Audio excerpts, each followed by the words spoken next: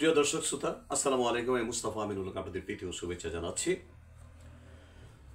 শাসক হওয়া সহজ, কিন্তু সুশাসক এবং সুশাসন প্রতিষ্ঠা করা সহজ বিষয় নয়।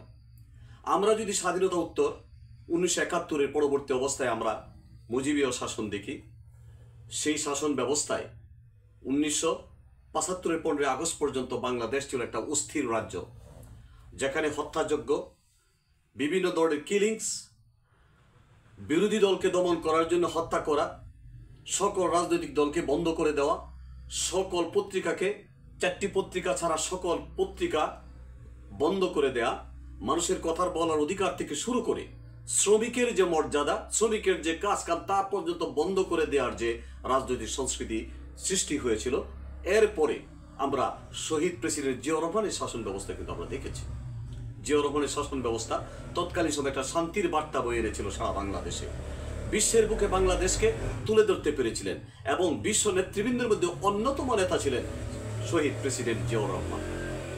উনি বহুদলীয় গণতন্ত্র সৃষ্টি করে প্রতিষ্ঠিত করেছিলেন বাংলাদেশে। নট অনলি দ্যাট, উনি শেখ হাসিনাকে ভারত থেকে আমন্ত্রণ জানিয়ে বাংলাদেশের রাজনীতিতে অংশগ্রহণ করার জন্য উনি শেখ হাসিনাকে ভারত থেকে এনেছিলেন।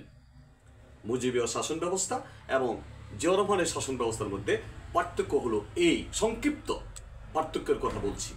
তারপরে আপনারা দেখেন দেশনেত্রী বেগম খালেদা জিয়ার শাসন ব্যবস্থা এবং শেখ হাসিনার শাসন ব্যবস্থা। আমাদের দেশনেত্রী বেগম খালেদা জিয়া একটা নিরপেক্ষ নির্বাচনের জন্য একটা তত্ত্বাবধায়ক সরকার প্রতিষ্ঠিত করেন এবং তত্ত্বাবধায়ক সরকারের মাধ্যমে উনি একটা নির্বাচন করেন। সেই নির্বাচনে জয়ী হয়ে সেই শেখ হাসিনা 17 বছর, প্রায় 16.5 বছর উনি কোনো নির্বাচনের কাছেই গেলেন না। উনি একেবারেই একটা ফ্যাসিস্ট স্বৈর শাসক হিসাবে নিজেকে প্রতিষ্ঠিত করলেন বাংলার মসনদে। এখন যারা দেশ শাসন করছেন, আপনারা যে স্বাধীনতা দিয়েছেন মানুষকে কথা বলার, সেটা অবাধ স্বাধীনতা। এই স্বাধীনতা কখনো কখনো স্বাধীনতা পরাধীনতাকে ডেকে আনে, কখনো কখনো স্বাধীনতা এমন স্বাধীনতা থাকতে নেই যে স্বাধীনতা দেশকে বিশৃঙ্খলার পথে এগিয়ে নেয়। কদিন আগে একটা স্লোগান দেখলাম, সেই স্লোগান হলো কি, গোলাম আজমের বাংলাদেশ। একটা বাজে স্লোগান, দেশকে একটা বিশৃঙ্খলার পথে এগিয়ে নেওয়া যায়। এই স্লোগান যারা দেয় তারা স্বাধীনতার ইতিহাস, বাংলাদেশের ইতিহাস, তারা মূর্খ এবং আওয়ামী শাসকদের মতোই মূর্খ তারা। আওয়ামী লীগ যেমন বাজে বাজে কথা বলে, তারা এই দলটিকে একদম খাদে ফেলে দিয়েছে।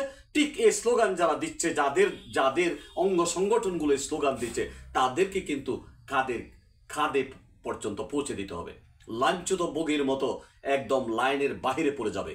কারণ সেই 14 জুলাই থেকে 5 আগস্ট পর্যন্ত যে অর্জন, যে অভ্যুত্থান, যেটাকে আমরা সেটা একটা পরিবর্তন বলি অথবা একটা বিপ্লব বলি, সেই বিপ্লবের লক্ষ্য কিন্তু এই সব থাকলে এই বিপ্লবের লক্ষ্য কিন্তু অর্জিত হবে না।